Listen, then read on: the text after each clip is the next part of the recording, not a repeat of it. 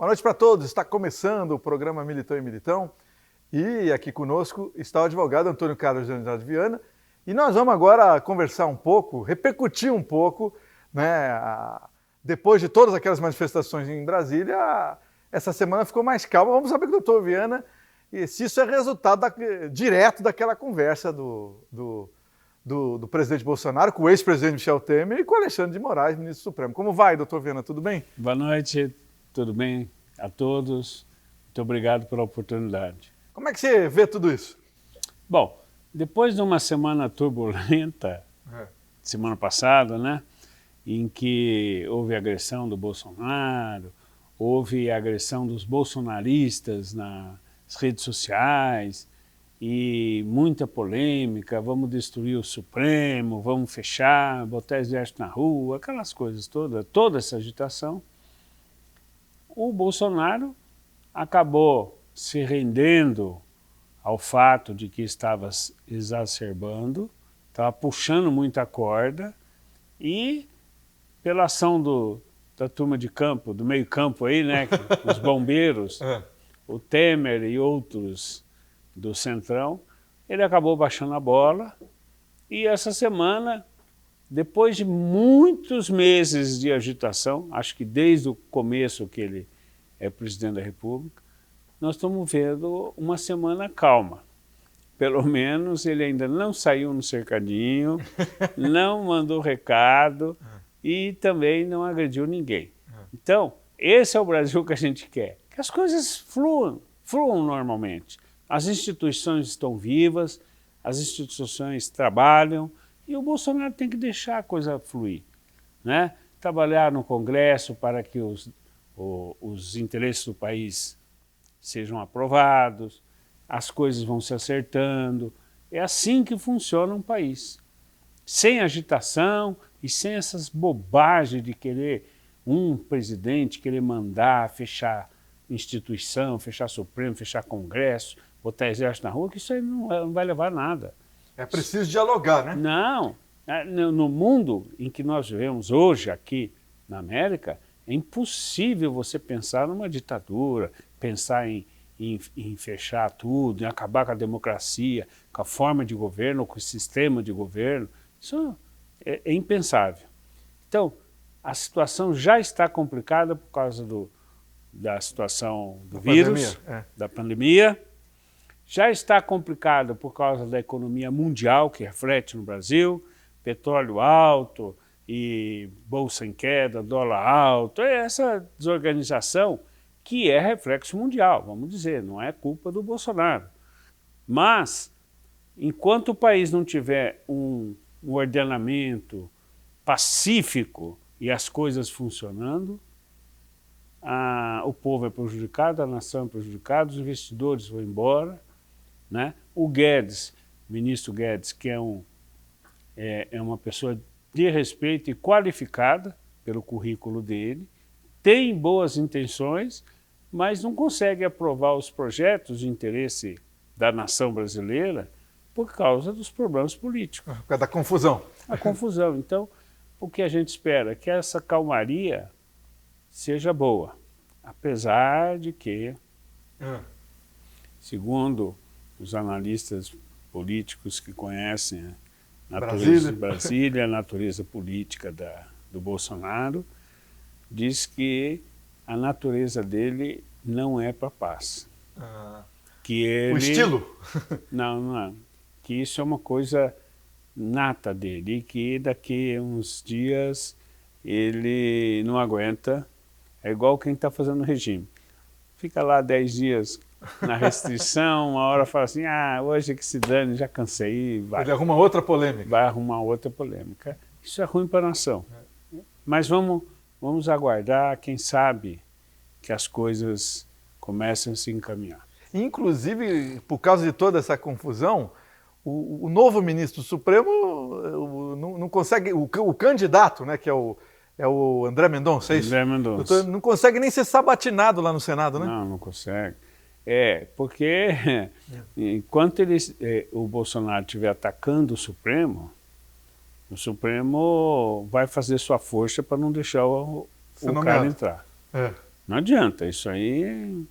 A vaga é do presidente, ele que nomeia.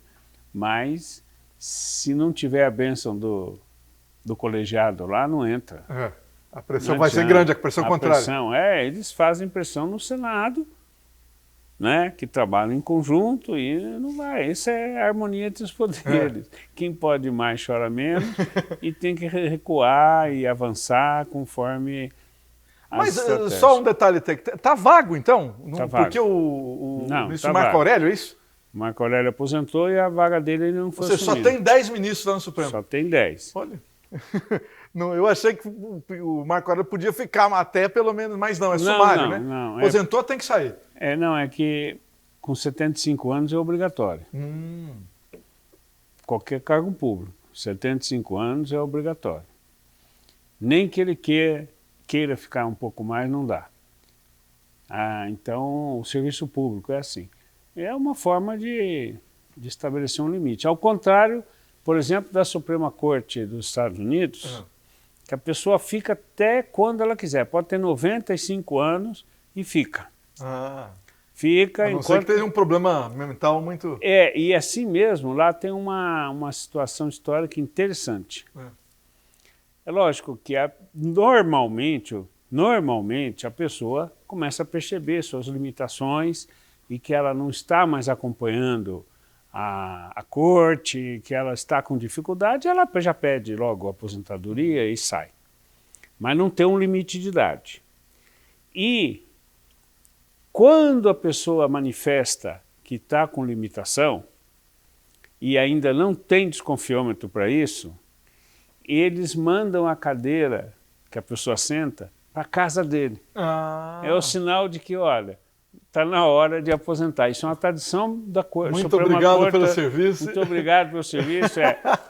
O velhinho acorda e a mulher fala assim, olha, chegou a tua cadeira lá, ele já sabe que é chegada a hora dele não sair mais. Agora, doutor Viana, ainda falando na questão da confusão, tinha a questão da revogação ou não, da prisão do Zé Trovão e etc. Isso não aconteceu, né? Na verdade, ainda tem um mandato de prisão contra ele. Isso é uma questão do judiciário. O judiciário tem que resolver. O Zé Trovão ficou bravo porque queria que o Bolsonaro revogasse, obrigasse o Supremo a revogar. O Bolsonaro não tem. É outro poder, né? É outro poder. Como é que ele vai lá falar com o ministro, ou obrigar o ministro, ou cercar o ministério com o exército e falar, ó, revoga a prisão do meu correligionário? Isso fica ruim. Não tem como, né? Não tem como, ele não se meteu nisso. Ele terá que fazer isso pelos meios. E o Zé Trovão achou que tinha sido abandonado. Mas o que ele queria? Que o Palácio, que o Supremo fosse invadido pelo Exército para resolver um problema pessoal dele. É ou não é?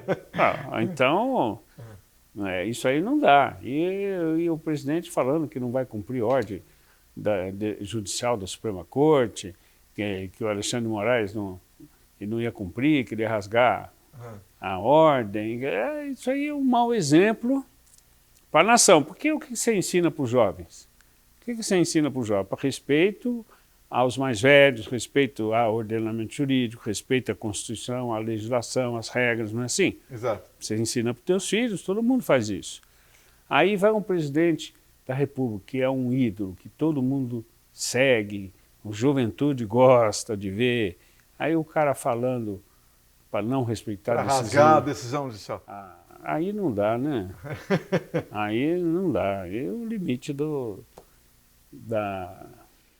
loucura. Você acredita, você está entusiasmado com a calmaria, que continue. Por esses dias. Você vê que o comportamento dele é tão estável, que uma semana que ele fica estável, o povo já se alegra. O povo já se alegra, o brasileiro é pacífico, já gosta, é capaz até da popularidade dele aumentar, entendeu? Porque estava em queda. Então, esse é o comportamento normal. Aliás, qualquer presidente não precisa toda semana dar entrevista, toda semana fazer live. Não é necessário, né? Desnecessário aquilo. Aquele cercadinho lá é combinado. É só deputado federal de cada estado, município, organiza aquela excursão para pôr ali no cercadinho. Não é aberto ao povo. Você foi em Brasília, você não pode ir lá no cercadinho. Não. Só se você estiver no ônibus do deputado federal que te levou. É tudo combinado. Pergunta, jornalista ali, tudo é combinado. Porque o povo mesmo não pode chegar no cercadinho. Vai que aparece um gaiato lá e fala alguma coisa. Né? Aquilo é tudo para inglês ver. Aquilo para falar que ele é popular. Isso aqui, tudo não é mentira. Cada deputado, olha, são 500 deputados, cada um do seu distrito lá, eles levam as pessoas, pagam o almoço, é tudo com dinheiro do povo, do gabinete. É isso. A turma do cercadinho é isso aí. Ninguém foi lá de livre e espontânea vontade, até porque não tem. Qualquer um pode fazer a experiência. No dia que estiver em Brasília, tenta chegar perto do cercadinho, não chega. Nem no quarteirão antes você não chega. É duro. Doutor Viana, muito obrigado pelas informações, grande abraço. E vamos aguardar, porque nesse país não tem tédio, né? Não tem. Com o Bolsonaro na presidência não temos tédio. Preste atenção nessa dica. Ensino superior de qualidade é na Unifil, a melhor estrutura para práticas profissionais. Cursos com nota máxima do MEC. Comece a estudar já no Unifil e garanta condições especiais na graduação especial e na educação à distância. A nota do Enem vale bolsas de até 100%. Estudantes com bom histórico escolar também ganham descontos bem atrativos. A Unifil abre as portas para estágios remunerados e rápida colocação no mercado. Na modalidade EAD, você encontra a melhor plataforma de educação à distância. Tecnologia é o melhor conteúdo para fazer faculdade e ampliar suas chances de crescer profissionalmente. Acesse unifil.br. 33757474. Unifil, você já decidiu. Já voltamos. A importância de dar valor à vida. É assim que a Laundry Life, serviço de assistência de enfermagem 24 horas, trabalha para atender quem necessita de cuidados domiciliar e acompanhamento hospitalar. Com uma equipe de profissionais de enfermagem altamente qualificados, a Laundry Life oferece serviços para pacientes de todas as idades e patologias, com todos os tipos de cuidados, com carinho, atenção e confiança. Laundry Life, sinônimo de conforto e qualidade de vida para o paciente e tranquilidade para a família. Procurando escola de inglês? Escolho praticidade. Aprender inglês de forma mais fácil para mim, de casa ou do trabalho. Quero material personalizado de acordo com minha necessidade e gratuitos. Escolho flexibilidade. Com aulas focadas no que eu realmente preciso. Prefiro inglês na prática, ficando fluente na língua para fazer o que eu quiser. Acesse fdenglish.com. Educação online é a nova onda. Estude em qualquer hora e de qualquer lugar com o EAD Unifil. Surfe com mais flexibilidade e navegue por parcelas que cabem no seu bolso. Várias opções de cursos avaliados com nota máxima pelo MEC. E o melhor, matriculando-se agora, a primeira mensalidade sai por R$ 99,00. Não perca mais tempo. Acesse ead.unifil.br e inscreva-se. Unifil, você já decidiu.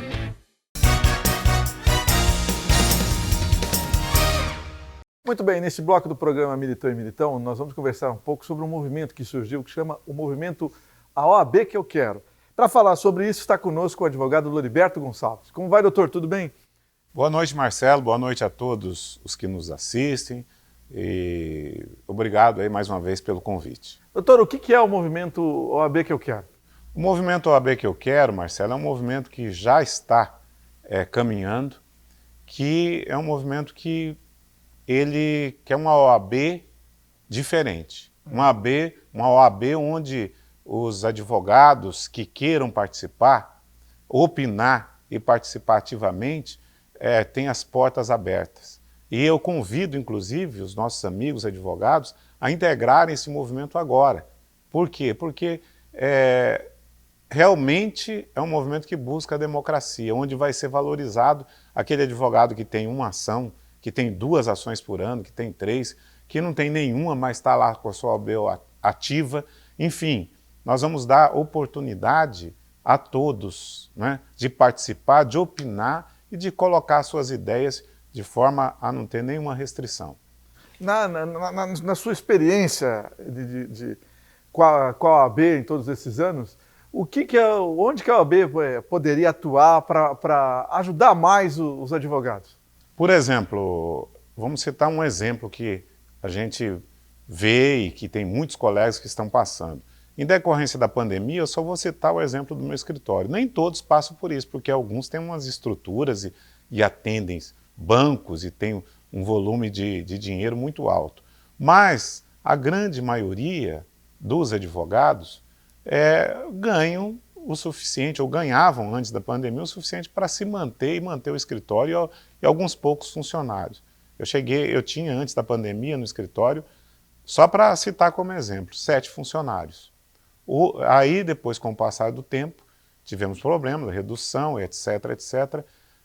Fomos despedindo paulatinamente e chegou ao ponto, eu me casei novamente e minha esposa se formou em advocacia, é bacharel em direito, e ela veio trabalhar comigo no meu escritório. Ficou eu e minha esposa.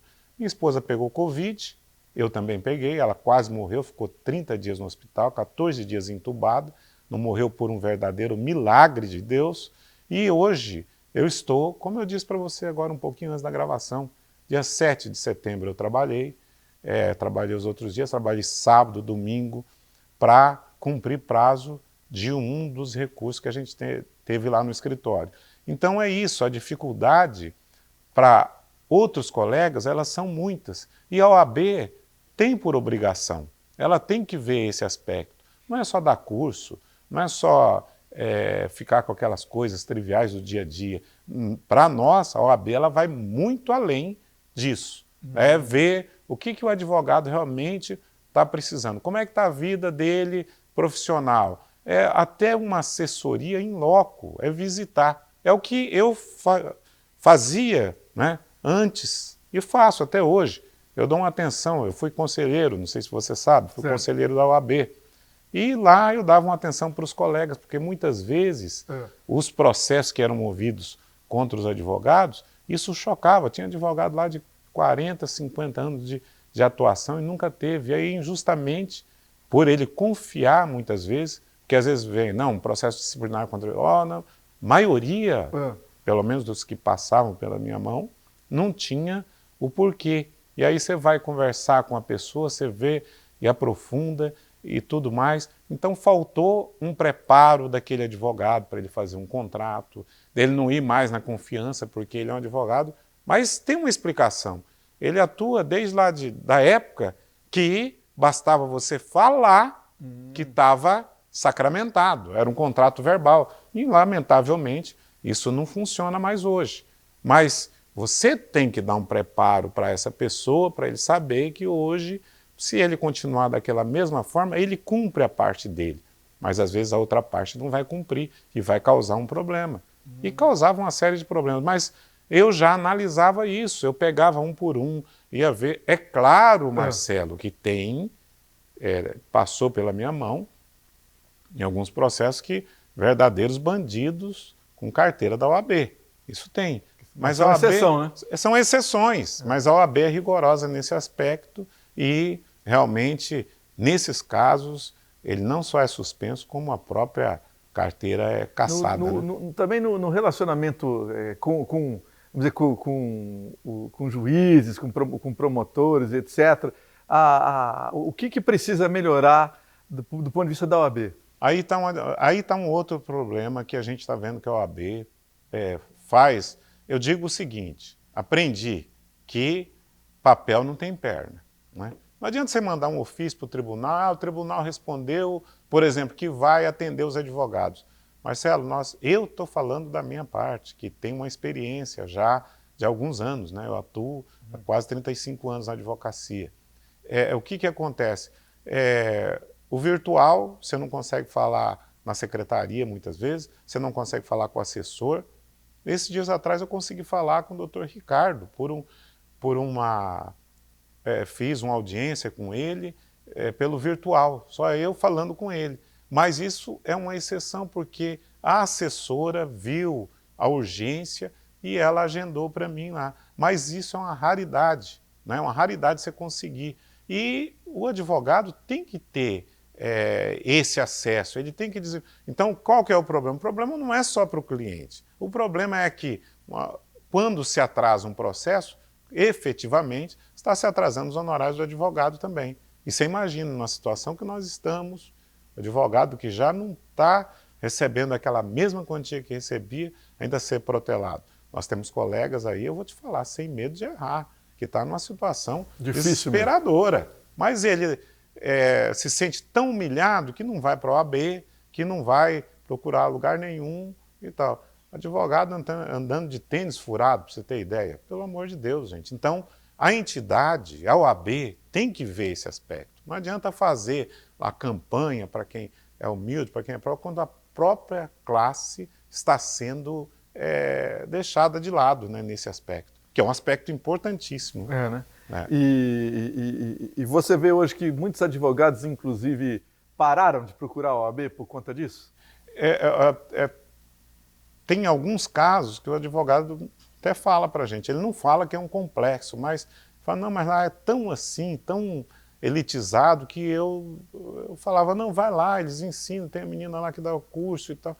Então falta esse aconchego. Alguns advogados se sentem, inclusive, discriminados. Talvez até não o seja na prática, mas é a forma de atender, uma forma... Você vê uma pessoa humilde, Marcelo, você tem que dar uma atenção um pouco diferenciado, né? Às vezes é um advogado que ele não tem aquela desenvoltura, mas ele é um advogado. Não importa. Ele é um advogado, ele precisa ter, é o que eu falei, ele tem uma ação por ano, 2, 3, não importa. Ele está dentro dos quadros da OAB, ele paga anuidade, ele tem a carteira da OAB, ele é um advogado, ele tem que ser tratado com todo o respeito e igualitariamente. Não porque um tem um nome, aí, nossa, aí todo mundo, vamos falar o termo correto, paga pau, né, para ele. Não, não é assim, eu não vejo assim. Você deve lembrar, quando eu era presidente de associação de moradores, eu ia lá falar com o governador e falava da mesma forma. Não é porque o cara é governador que eu vou chegar lá. Tinha prefeito que às vezes chegava e começava a tremer, prefeito de cidadezinha do interior. Eu não, eu presidente de uma associação de moradores, falava de igual. E é aí que você consegue as coisas. Mas tem gente que às vezes tem essa desenvoltura, não tem essa desenvoltura e tal, mas a OAB tem que estar atenta a isso, né? E tem que ser um órgão que tem que estar aberto a todo esse tipo de coisa. Essa é a OAB que nós queremos, que eu quero, e eu tenho certeza que vários amigos querem, não elitizada, não seccionada dentro da própria categoria, mas o mais amplo possível. Doutor Oliberto, muito obrigado pelas informações, grande abraço. Eu que agradeço, boa noite a todos e convido aí todos os advogados a participar com a gente, né, os colegas, aqueles que me conhecem, os que não conhecem também, venham participar conosco do movimento OAB que eu quero. Boa noite. Preste atenção nessa dica. Ensino superior de qualidade é na Unifil, a melhor estrutura para práticas profissionais, cursos com nota máxima do MEC. Comece a estudar já na Unifil e garanta condições especiais na graduação especial e na educação à distância. A nota do Enem vale bolsas de até 100%. Estudantes com bom histórico escolar também ganham descontos bem atrativos. A Unifil abre as portas para estágios remunerados e rápida colocação no mercado. Na modalidade EAD, você encontra a melhor plataforma de educação à distância. Tecnologia é o melhor conteúdo para fazer faculdade e ampliar suas chances de crescer profissionalmente. Acesse unifil.br 33757474. Unifil, você já decidiu. Já voltamos.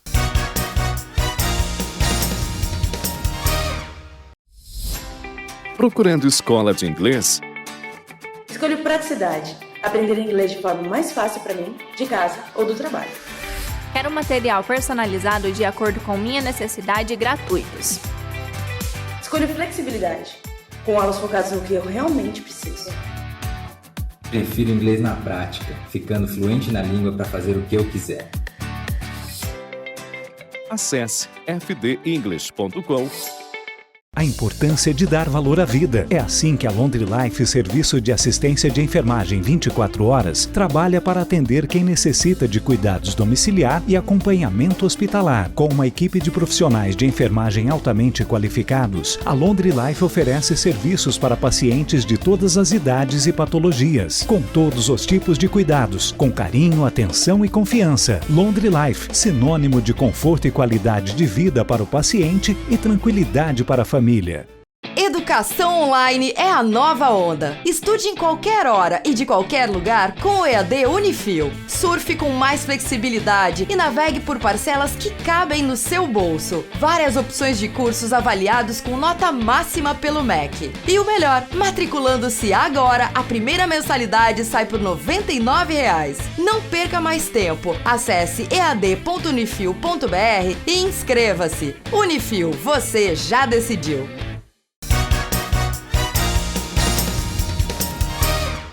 Muito bem, agora no programa Militão e Militão está conosco o advogado André Cunha e veio hoje para conversar um pouco sobre a distribuição do PIB em relação a municípios e estados. Como vai, doutor André? Tudo bem? Boa noite, Marcelo. Boa noite, Londrina e região. Doutor André, em relação à distribuição do PIB nacional para estados e municípios e para a União, é justo, não é justo? Conta para a gente. Marcelo, Londrina, pessoal, é super injusto, né? Como sempre falei nas entrevistas aqui, um projeto de lei, como o governo vem pedindo, como teve 17 desde 1978, 17 projetos de lei que eu chamo de remendas, né? Remendas tributárias que formou, necessita de uma emenda constitucional, de uma reforma totalitária. E a divisão do PIB, né? A União fica mais ou menos com 70%, né? Nossa, tudo da isso. arrecadação, tudo isso, né? O Estado com 20 e poucos % e o município, onde a gente mora, onde a gente vive, onde a gente compra, onde a gente tem que ter lazer, 7%. Praticamente uma gorjeta. Uma gorjeta, que o prefeito, né, que muitas vezes o pessoal é mal falado, tal, às vezes não tem essa informação, tem que se virar com 7%. Né? E só? E só. De tudo que é consumido na cidade, tudo que é comprado aqui, de tudo que é evento feito aqui, ele tem que ficar com 7% do consumo todo da cidade, ele fica com 7%. Agora, então, só uma mudança radical nas bases tributárias, né? Poderia dar uma melhor qualidade de vida aos cidadãos, quer dizer, às pessoas que vivem nos municípios, né? Marcelo, sem sombra de dúvida, viu? Porque as bases tributáveis, as clássicas, né? Porque no passado o Brasil fez uma coisa inédita, né? Tributou dinheiro, né? O CPF. não vamos dar risada para não chorar. E o Paulo Guedes queria vir com uma tal de CT, né? Tributar dinheiro agora digital. Barbaridade. Eu já não estou botando dinheiro embaixo do colchão, fugindo do banco. Né? Porque eu advogo também, como todo mundo bem sabe, né? Contra bancos. Né? Eu sou especialista também na área de consumidor contra instituições financeiras, porque é um dos piores sistemas bancários e a pior educação financeira do Brasil. Mas respondendo a sua pergunta, os sistemas tributários clássicos, tributáveis, né? São a renda, né, que é o imposto de renda, né, que é todos os proventos que a gente recebe de qualquer natureza, salários, enfim.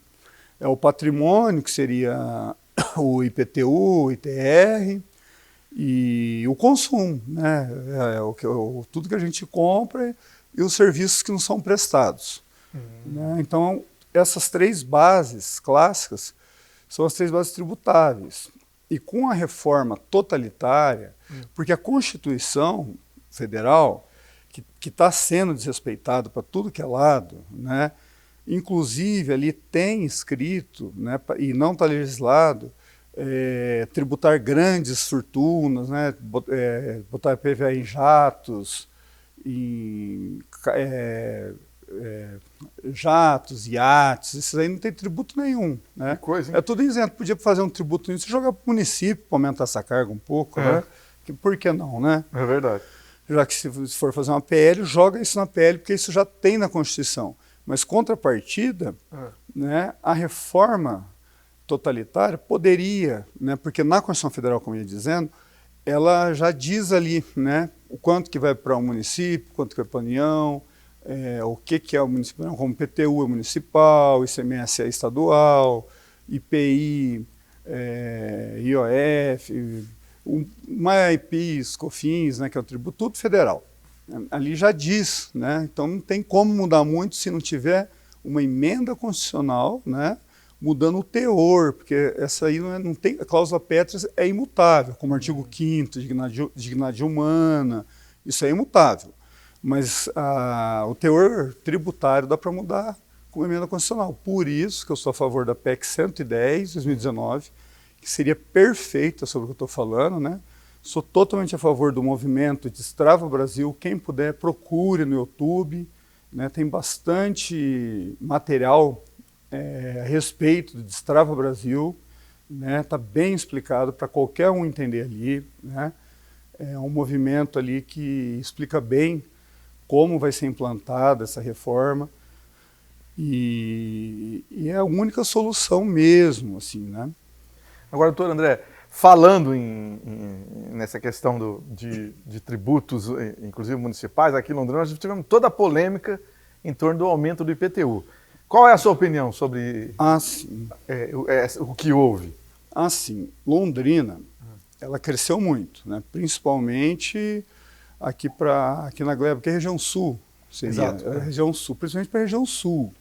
Então, Londrina é uma cidade que devia estar feliz, né? Porque aumentou o consumo, aumentou o tributo, embora limitado a 7%, né? Mas o que aconteceu foi o seguinte, eu vou dar minha humilde opinião, né? Tem milhares a favor, contra. Eu acho que demorou algum prefeito ter a coragem que o Marcelo Bellinati teve. Eu acho que foi um ótimo trabalho, né? Porque valorizou muito, né? Seria errado mudar a alíquota. Mudou a alíquota, aí sim seria alguma injustiça social, seria alguma coisa errada, a alíquota é a mesma, né? O que mudou foi a base de cálculo. Não a base de cálculo é imutável, a base de cálculo mudou o valor que a base de cálculo incide, né, do fato gerador. O que seria isso? Um valor daqui da Zona Sul, por exemplo, valia X, agora vale 100X. Né? Eu mesmo investi aqui no passado um valor que hoje vale 300 vezes mais. Né? O tributo nada mais justo que valer 300 vezes mais. Né? Houve várias contribuições de melhoria, né? Porque o tributo, costumam falar que é um gênero de 3 espécies, contribuições, taxas e impostos. Mas, na verdade, são 5 espécies. Entra ainda empréstimos compulsórios, né, que foi o que o Collor fez, né, embutiu no preço da gasolina, obrigando para ajudar o país, e também contribuições de melhorias. Então, são 5 espécies de um gênero tributo. Então, o que ele fez uma planta genérica de valor, não tinha como individualizar cada imóvel naquela época. Como que aumentou o imóvel? Porque a planta genérica de valor, cada região, ele botou um valor genérico ali. Ele errou? Com certeza, teve vários erros, é impossível acertar 100%. Né? Teve, as pessoas que reclamaram, com certeza, houve injustiça. Mas se não tivesse feito aquilo, né, é mais fácil ter feito aquilo e ir consertando agora do que deixar do jeito que estava. Porque aquilo do jeito que estava, aquilo era uma injustiça tremenda. A minha opinião é que o IPTU, hoje em dia, ele está, vamos dizer, está 80% justo de uma coisa 100% injusta, na minha opinião. Ok. Você falou agora há pouco do movimento Destrava Brasil, que você defende, né? Sim. Ele é bem visto na Câmara dos Deputados e no Senado?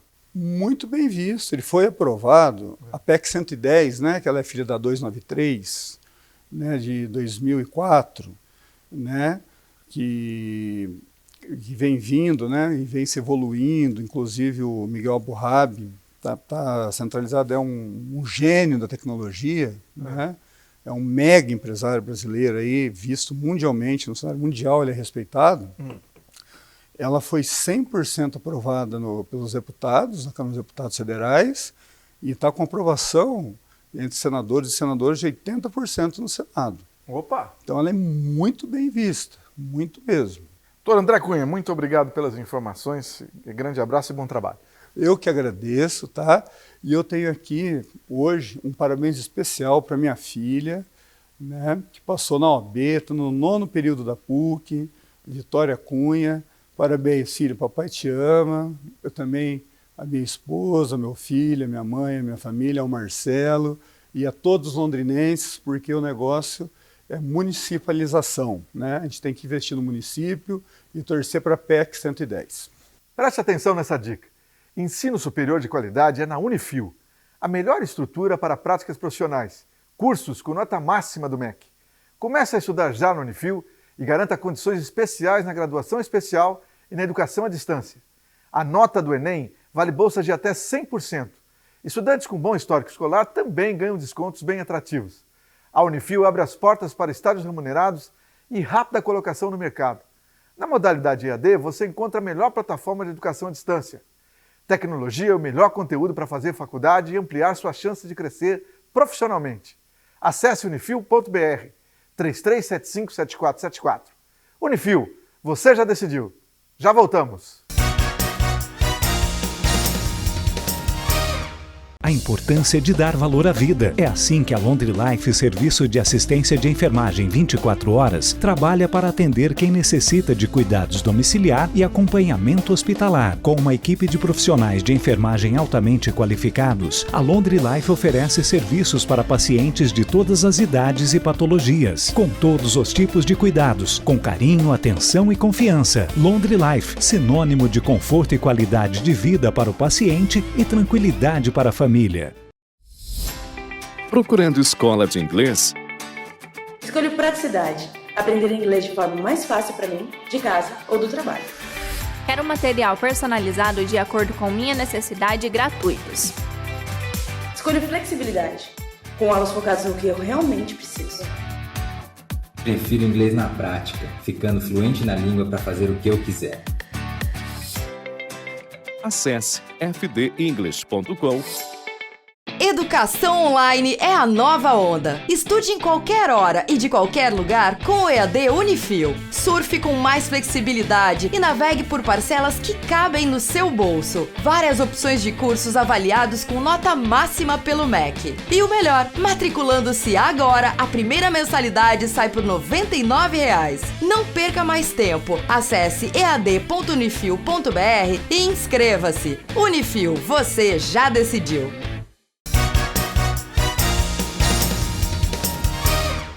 Muito bem, agora no programa Militão e Militão nós vamos conversar um pouco sobre endometriose e para falar sobre isso está com a gente o médico oncoginecologista Francisco Lopes. Como vai, doutor? Tudo bem? Tudo bem, Marcelo. Obrigado pelo convite novamente para a gente estar aqui.